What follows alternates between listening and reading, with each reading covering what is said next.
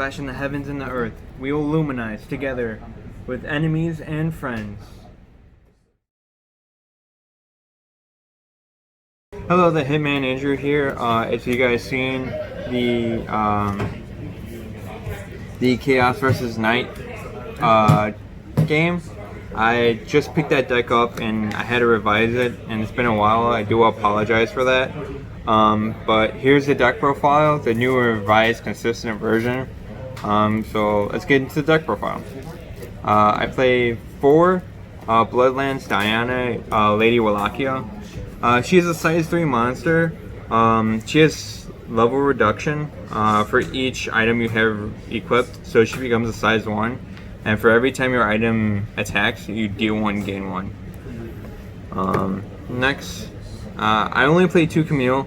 A lot of times he'll become a dead draw, but his effect is when he's discarded, you gauge 1, gain 1, draw 1, and if he's in the soul of a knight, that knight is protected from being bounced and destroyed.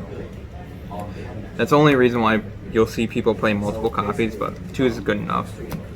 I play 3 Mikazuchi Knight Rebellious. The call cost is pay 1 life. The life cost ain't really that much of an issue. When he enters the board, you gain 1, draw 1, and if your opponent casts a spell, you deal him a damage. So it's a nice free filter. Next, the once per turn Knight of Victory odds Vic. When she enters, you target an item on your field, give it a crit, and then draw for each item you have equipped. If you have no items equipped and have her in hand, she's essentially a dead draw until you're dual equipped. Next, I play Smiley Street Entertainer Yuga. Pretty much his effect is at counter speed, call an adventure from your hand for free, so it allows you to get Mikazuchi Knight off, so you don't have to pay that life or your impact for free, or you get your size 3 out. If he's in the soul of that adventurer, you deal 1 and gain 1. Sorry. Next is the MVP card. That is my buddy, Thunder Sky's Holy Knight El Quixote. You only use him for his overturn. You play 4 copies because you need his overturn. You discard a knight and then you dual equip from the deck for free. These items are pretty hefty to cast. And if he's in the soul of a knight, the knight gets double attack, which doesn't really come up that often. Now you play 3 Corgi Cobalt. Corgi Party, everyone calls it. I just cut it down to 3. Pay 1 life, you get to call an adventuress with 4k or less power. So you get to call these 2 for free by paying their call cost from the deck. So it adds 3 more cards to El Quixote and Yuga. And he's not once per turn, so keep that in mind. I play the 2-2 split of each item.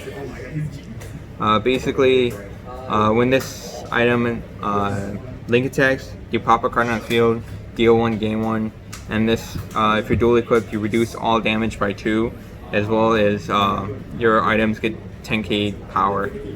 So it does initially help the OT King more effectively. If they don't drop that grace here, it's like, well, alright, I'm still getting a bunch of life. Next is 3 Glory Bursts.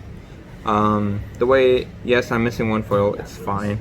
The way I see Glory Burst, it's another version of Yuga. I can call an impact monster from drop zone or another knight from drop zone to help me do plays.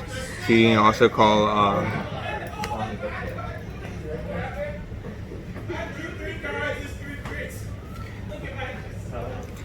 so you can play Vic during your opponent's turn to draw 2.